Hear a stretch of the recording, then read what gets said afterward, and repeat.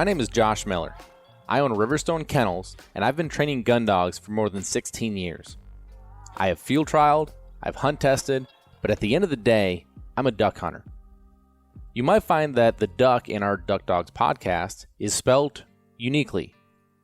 The UK stands for my British Labs. I love my British Labs. I love what they offer me, both as a part of my family and the high motor in the field. As you're going to find, I have some pretty special dogs. Follow along in our podcast series here as we talk about both in the field hunting and in the field training situations that will hopefully help you progress with your dog at home.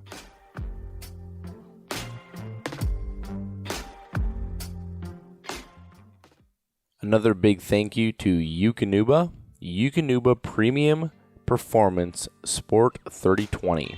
That is what I'm feeding my dogs.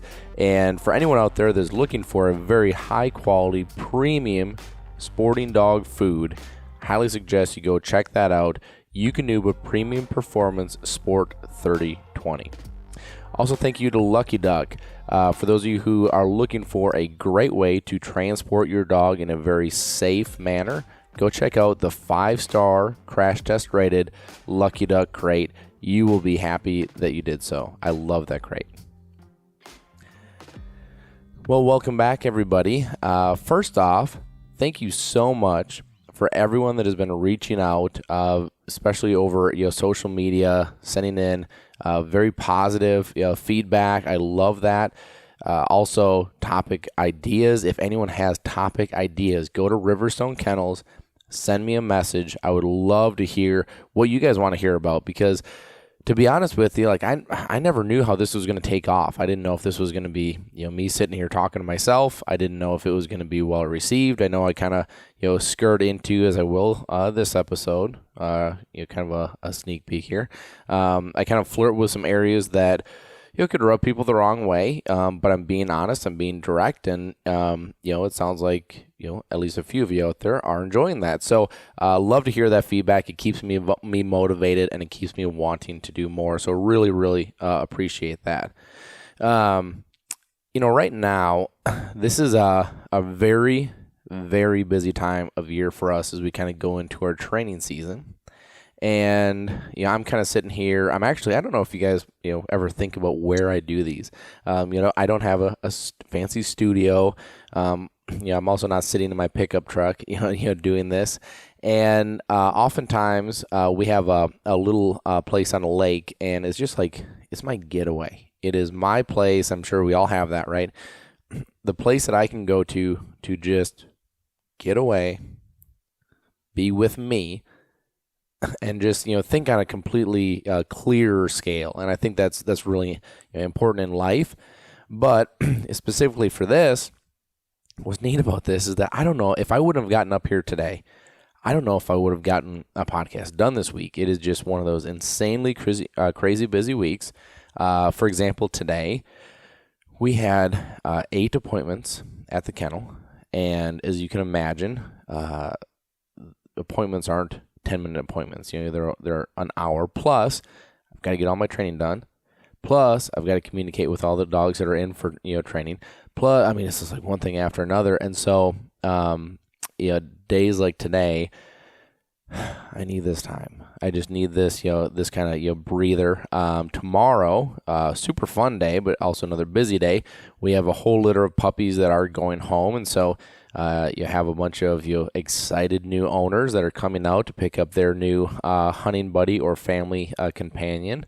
And it's all great stuff. I love it, but it's very very time consuming, as you can imagine. So that's kind of where I am. I was sitting out here today just before I jumped on here to record this, and I'm watching the geese and the ducks on the lake, which I love. There were nine bald eagles sitting in the tree right in our yard here. It was just super to watch, and I kind of found myself just taking a breath for the day. And so it's always kind of fun for me to do that, but it also kind of gives me the time to sit down, chill out, and get this stuff done.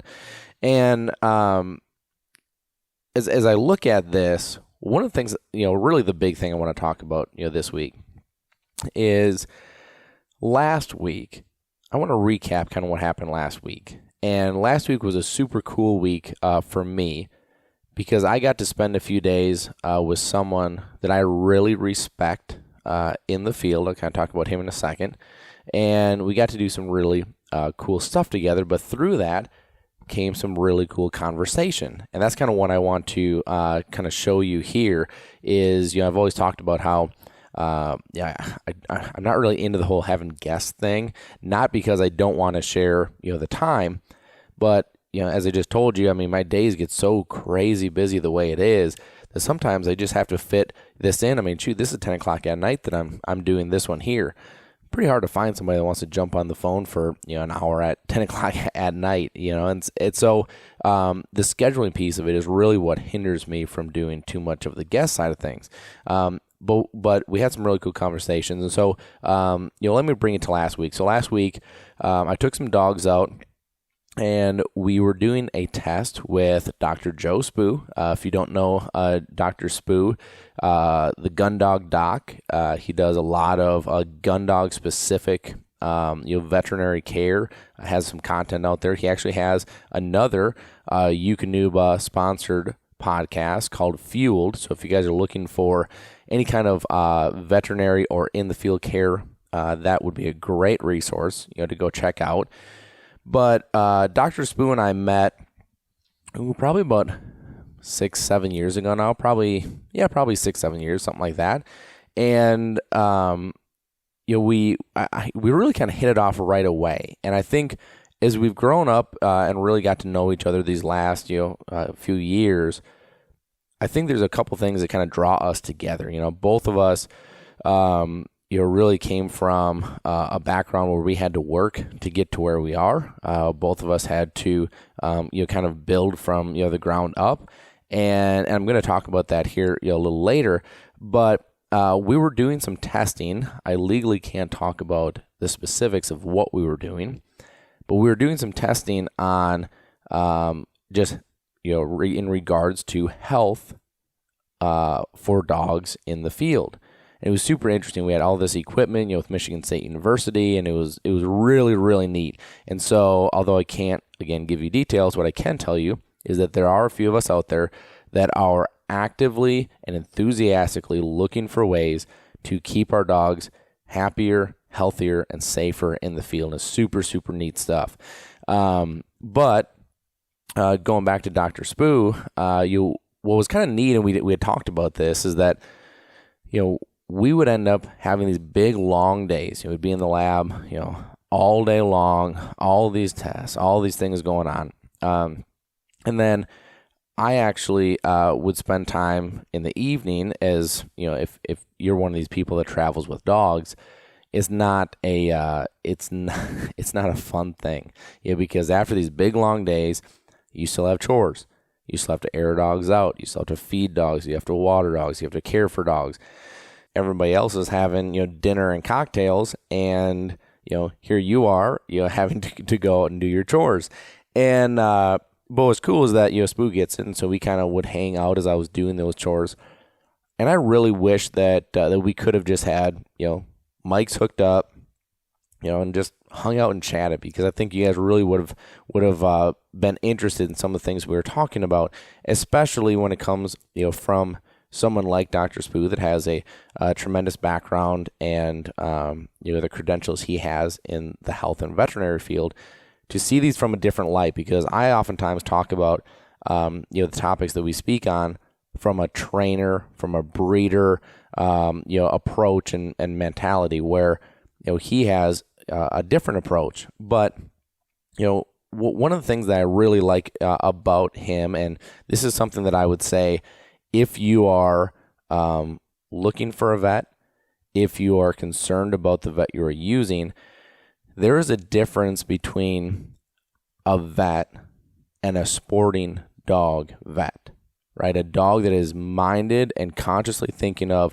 what your sporting dog needs. Because the reality is, those of us with sporting dogs, we are outnumbered a lot to one, as far as when you look at the grand scheme of things between, just your at-home pet versus your active hunting sporting dog. There's a huge, gap there. And so the reality is, most vets, think differently. They think for, that person that has the at-home companion that is not an athlete, that is not going out there trying to be, a top-level, competitor, athlete, what have you.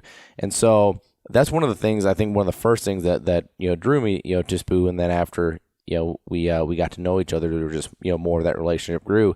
And so I actually took some notes, and I took some notes after we would talk, and I'd be like, oh man, like that was a really cool thing we talked about. And so I have a few things here I just want to kind of look at and say, these are some topics that I thought was really, really interesting and stuff I thought was worth diving into and, kind of giving you guys, a peek there. So the first thing that we talked about, and I know I have talked about this in past episodes, I can't recall exactly which episode, but the health guarantee part of things as a breeder.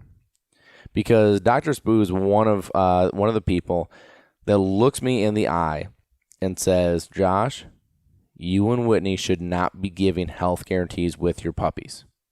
Okay.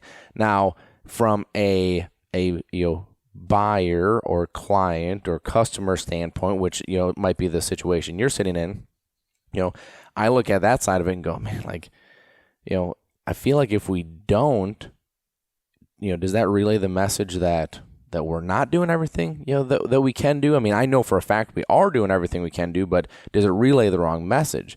And so I know you guys have heard me talk about, the breeder side of it, but here's some really interesting things that Dr. Spoo talked about as we kind of went through this.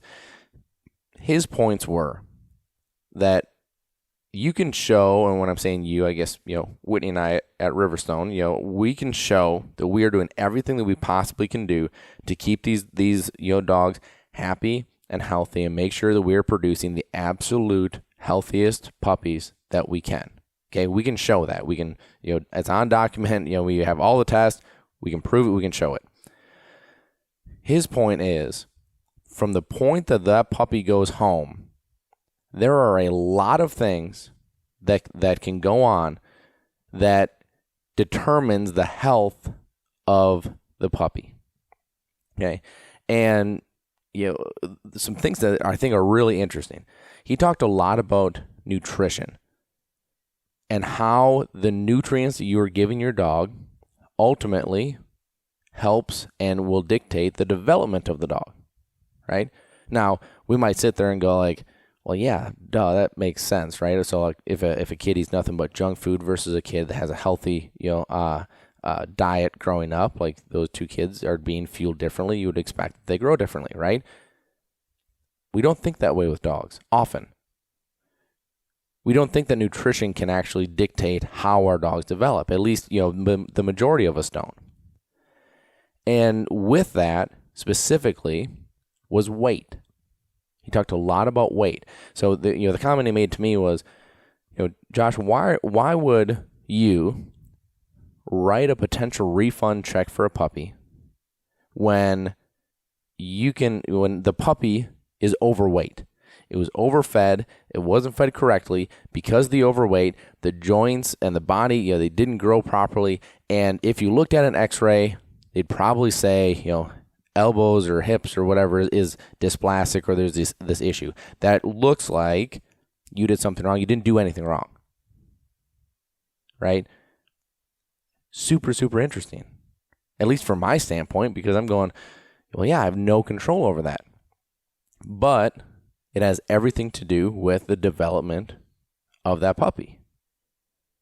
And this is something that I think we should all be thinking about. And I know it's something that we're going to be talking more and more about with our puppy clients, is the weight and the feed and how you feed. And, one of the reasons that, we talk so much about Eukanuba is because I really believe that it is a very, very high quality food that helps not only the development of your puppy, but then after your dog is an adult dog, the longevity and health of your dog. Like, I really believe that.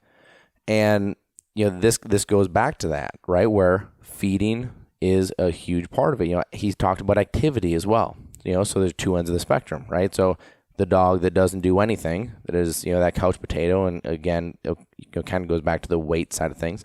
But, he's like, What happens when you get that dog that, from a puppy on, they take that dog on runs, down the blacktop, down the sidewalk, and it's just hard on their body and hard on their joints.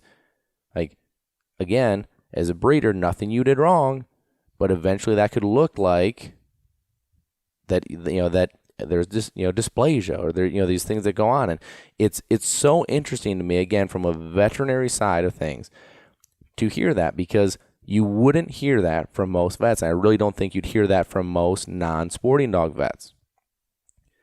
But he is so cued into the sporting dog side of things that he really looks at this. And so I think that's so interesting. Again, I know I've talked about this in the past, but something that I think should be, thought about as we're bringing, these puppies up. Because even though, let's just say, because you get it from us, you have a health guarantee. That doesn't mean that you want, something to go wrong with your dog, right? And so the development of things, I think, is very, very important. The next thing that we talked a lot about, and to the point that I've kind of dragged my feet talking about this, because I'm going to be blunt, I'm going to be honest, but like Dr. Spoo said, he's like, Josh, this needs to be talked about. And what that topic is breeding for color. Let me give you an example.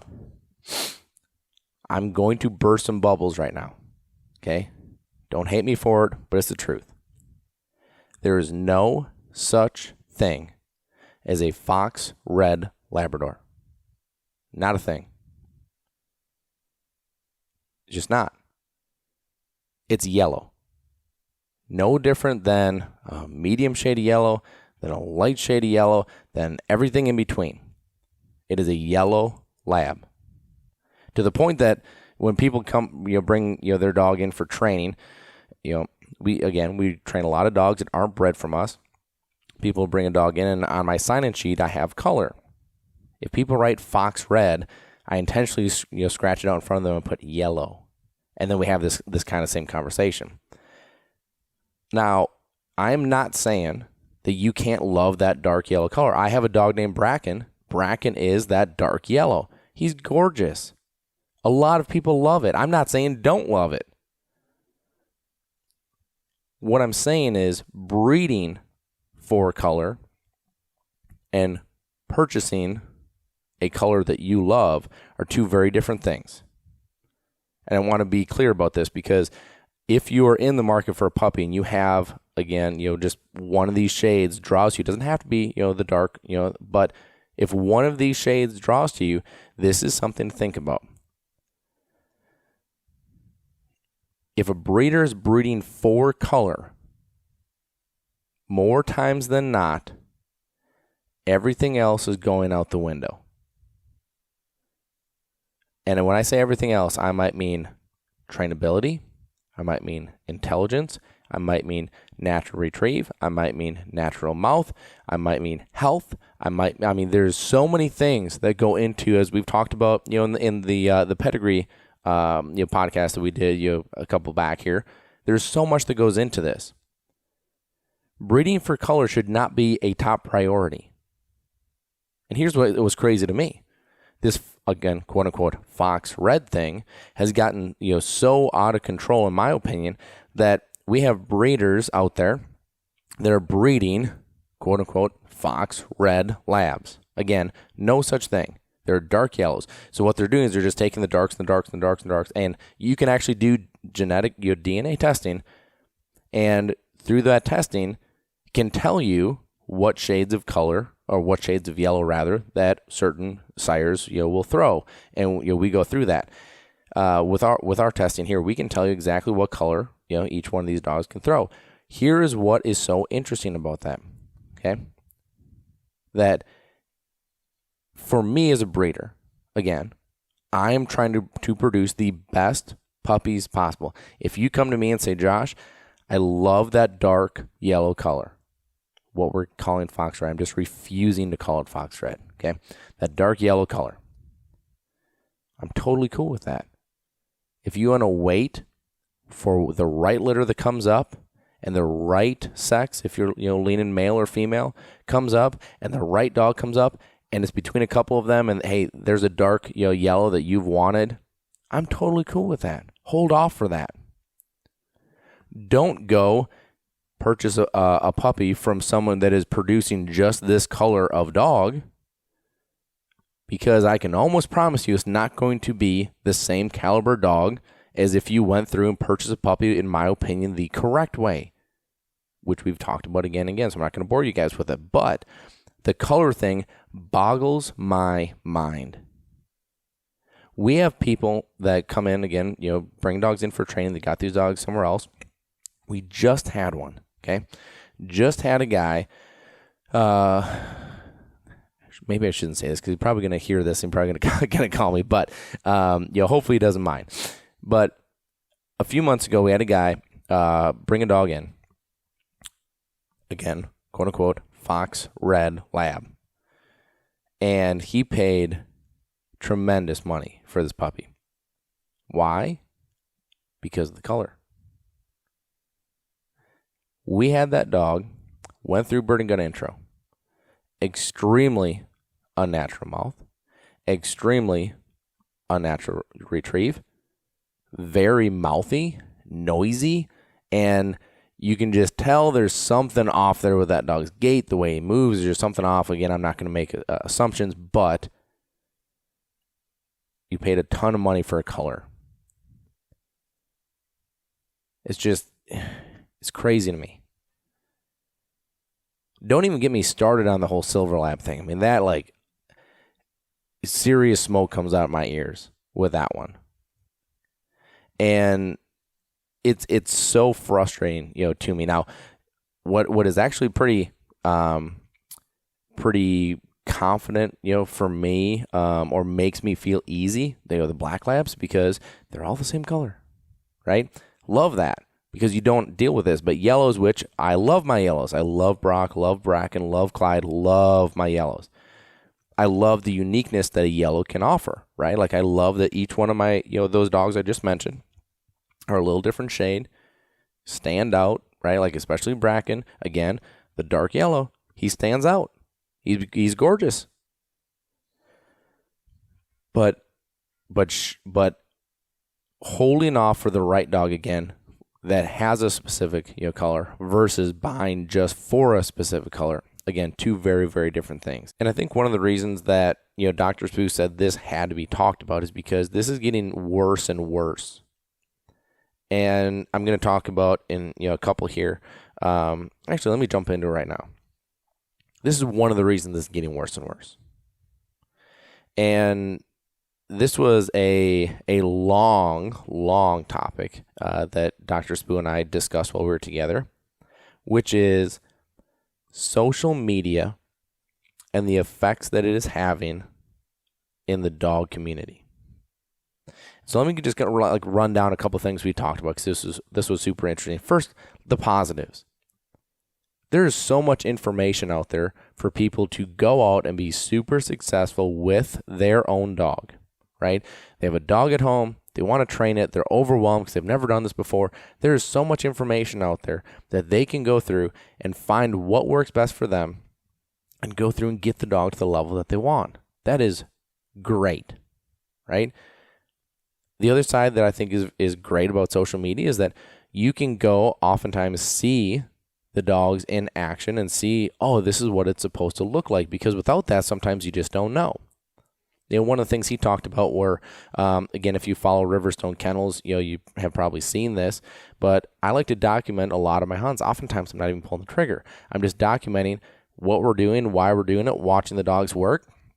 And there are a lot of times that people, will write in and be like, oh my gosh, I didn't even know a dog could do that. And then here they are the next year being like, hey, guess what? I watched the video. You guys gave me something to shoot for. I worked all summer with my dog to do it. Now he's doing it. This is great. I love that about social media. I love that you can network, you can communicate, and you connect with people that you never would have otherwise. But the flip side of that is that, one, there's so much information out there, right? What is good and what isn't. It can be daunting. It can be overwhelming. And the truth of the matter is that anybody nowadays, and this is the one thing, The one thing that, at least in the veterinary business, that Dr. Spoo doesn't have to worry as much about is that you still have to have the credentials and the schooling and the degree and the background to go be a vet. I don't have that luxury. To be a breeder, to be a trainer, any one of you guys could wake up tomorrow and say, I'm going to start doing this, and go do it. And again, with social media, and this is one of the things we talked about, with a few good photos and, speaking good in front of the camera, whatever it is, like, there are a few credentials that all of a sudden you're an expert overnight. You may not have any background whatsoever, but if you can tell the right story, you are an expert. And it is very frustrating, I think, for a lot of us, because, like, for me, I started from nothing. I worked my way up. I had to, just, grit and grind and scratch and claw and get, just take one step, in front of the other, and get to where I am today, which is all the dogs that I've titled out, all the dogs I've accomplished, all the credentials, like that. That's years and years and years and years of work. And I think that's one of the things that, as we talked about social media, is, again, anybody can overnight do this, and anyone overnight can start putting out content, and anyone overnight can start telling people what it is that they should be doing, which comes to my big frustration with social media. I am to the point, to be honest with you, if I didn't feel like I had to do it for the business, probably wouldn't have social media at all, because it just irritates me more times than not. But what irritates me more than maybe anything else is when I go on and I see, I'm invited to get into a lot of these, dog training groups and these forums and all this kind of stuff. It is crazy to me the number of people that will sit behind a computer screen and tell someone how they should or should not train their dog. Most of these people have no credentials. Most of these people have no background except that, well, worked with my dog. Why is that any kind of foot to stand on at all? I don't care that it worked with one dog. Do it with 101 dogs, and then come back and give some advice. So most of these people, I really feel for them, because they're sitting there, trying to ask a genuine question. Half the people are making fun of them for asking the question. Half the people are being, sarcastic. There was one, I want to say maybe a month or two ago. Again, I try to avoid this stuff, but I just saw one that was like, looking to, and this is why I saw it, I guess, is because our kennel name came up oftentimes in this thread, which we get alerted on. And the question was, looking to take my dog to a trainer, right? Does anyone have any recommendations? It was really cool to see our name come up there a lot, which I'm very grateful for. But some of the other comments were unbelievable, as far as why would anyone take their dog to a trainer? Do it yourself. You don't know that this person's life. He could be working 2 jobs, have 3 kids, his wife might be working the other. Like, you don't know what's going on. Who are you to make a comment like that? Right? No different than these people that get on these high horses and say, e-collars are awful. If you're using an e-collar, that you should be spending more time with your dog, and you shouldn't own a dog. Give me a break, man. Give me a break. If you are telling someone that they cannot be using a tool that helps them communicate better with their dog and keeps their dog, at the end of the day, safe, I mean, some of these comments are unbelievable. Everybody has an opinion. And that is what I hate so much about this. Like, if you got, and maybe you would, maybe I'm wrong, but if you got on a veterinary discussion, there's sure, I would hope anyways, maybe not with today, I would hope that there's more people that would reserve back and say, hey, like, I'm not an expert at this. I don't have a degree. I don't have, well, it seems like anybody who's ever owned a dog is all of a sudden an expert at this, at training, at breeding, everybody has an opinion. And I'm not saying don't have an opinion. It's great that you have an opinion. But I'm saying that to sit down and bang your fist and say, you shouldn't do X. Well, there's a whole lot of questions that should have been asked before you give that opinion. One thing that I have learned through my years of not only training dogs, but having my own business, is that you never know what someone's going through, and you never know someone's situation. I have had clients of mine that have seemed edgy and off, come to find out that that their child passed away. I have had clients pull in that quite honestly look like they don't have two pennies to rub together, and then the next time they come in to pick their dog up, they fly out on a private jet. Right? I have had so many situations under the sun that have taught me not to assume anything. And I think that's what is so frustrating to me, with the social media thing. There's all this information that's out there. Great. But there are all these opinions. Like, I think, especially Facebook, like, not the right place to go get training advice. Social media in general isn't the right place to go get training advice. There are enough professionals out there that have great content, that have the credentials, that have the past, that have done this with hundreds and hundreds of dogs to say, hey, this is what works for me. Find the one that works for you. It might not be the first book you pick up. It might not be the first DVD you watch. Maybe it's a combination of the first 3 DVDs you watch or 4 DVDs you watch. But the whole social media thing, it's just like, it really frustrates me. And, I didn't mean to go off on a little bit of a rant there. I know I did, but, I really feel for some of these people, because all that they're doing is they're trying to find a way to better the relationship with their dog. They're trying to find a way, to get to that next level themselves. Yeah, I just feel for them. I guess they put themselves in that situation by doing it, by putting that out there on Facebook, but I don't know. It's kind of crazy. It's crazy. The other thing that we talked about, which I thought was really interesting, is we had talked about people. And obviously I deal with a lot of people at the kennel. He deals with a lot of people at the vet clinic. And there's one thing that both of our clients have in common, which is they both care tremendously about their dogs. Great thing to have, right? Great quality. But the other thing that was very common was the number of people that don't look at themselves and say, I need to do better in order to, for his side, better the health of their dog, for me, better the training of their dog. Something that I put a tremendous amount of focus on in my business, especially over these last couple of years, as I've noticed this, is training the people. Training the people is the hardest part. I almost said it. I'm not going to say I can train any dog, but the dog training is the easy part.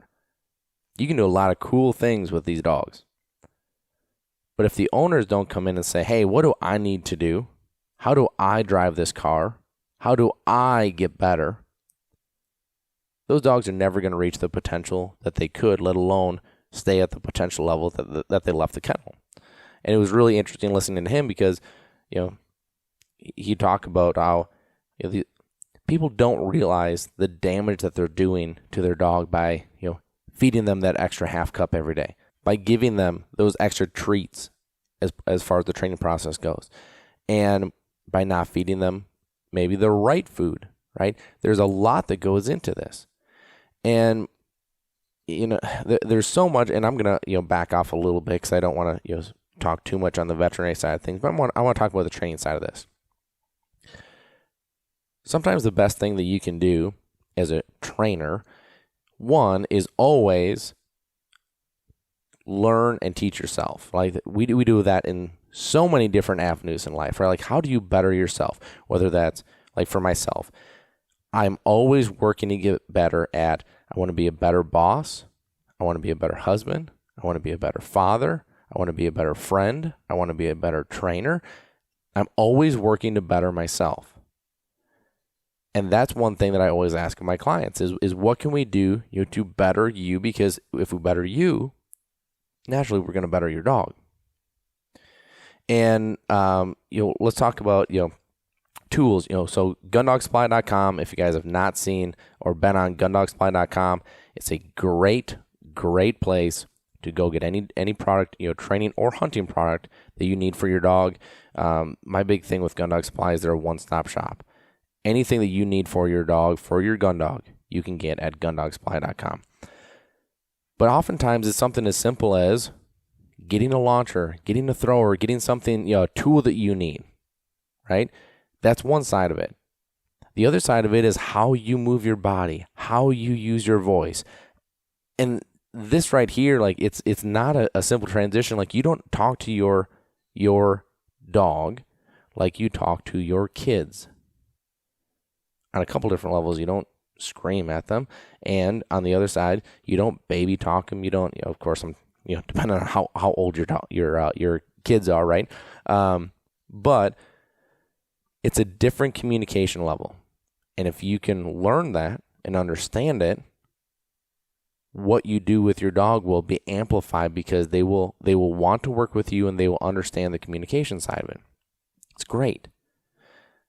But we need to be bettering ourselves. And I think that's the one thing that as I go into every training season, I look at it and say, what can I do this year to make myself better? Because I think that elevates my whole team. Right now, I'm in the process of, I've got my hunt test squad set. We're ready to go. We're entering tests. We're getting our schedule lined up, right? Like I'm looking at this going, okay, so I've got all these dogs. Here's the goal for every one of these dogs. Now, how do I myself push me to elevate each one of these dogs to not only hit these goals, but hopefully surpass them? This kind of brings me to my last point. And to be honest with you, I can't remember if I've talked about this in a podcast in the past or not. How great is it that we're finally getting to enough of them that's like, I can't remember if I talked about this. If I have, apologize. If I haven't, it's great information, which is make a game plan for your training. Too many people, as I talk to, and I'm talking to a lot of people right now, they're starting their training, going through these things, really trying to push going into this season, right? Like elevate their dog, which is great. But they go out and they do the same drills every single day. They're quote unquote training, but they're not executing. They're not being productive. They're going through the motions. It was amazing how that was such a similar side, with Dr. Spoo and I, is that the training side of it, because he's been involved with a number of training groups. He's like, we'd go and they'd have the same setup as they did, the last week. And then the next week come back and do the same thing. It's like there's certainly a point where memory and repetition comes into play. But if you're not going out there and objectively saying, this is what I'm trying to accomplish, you're not moving anywhere.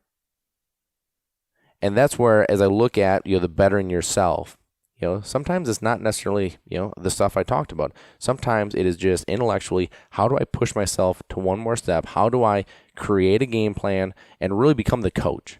That's how I look at this. You are the coach.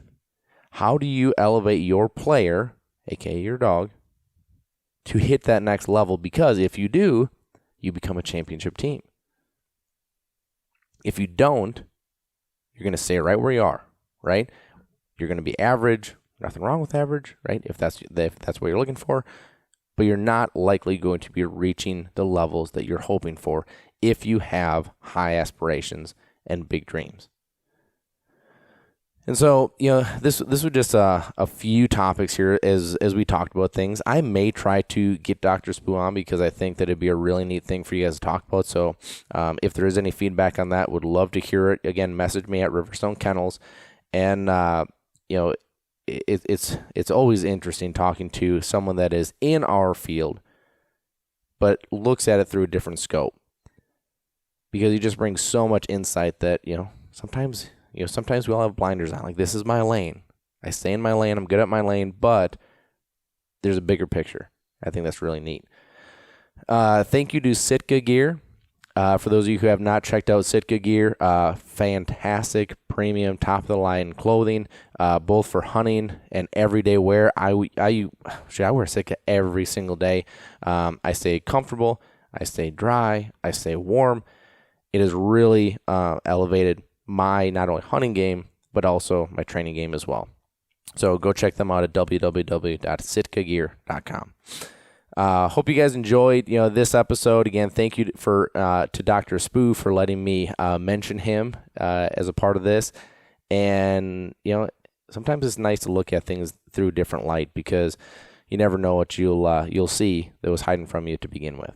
So, thank you guys. Hope you have a great week, and we will talk with you next week. Thanks for listening. Be sure to follow us on Facebook and Instagram. Leave us a review on iTunes. And a special thank you to DUK, because without them, we couldn't do what we do here, bringing this information to you.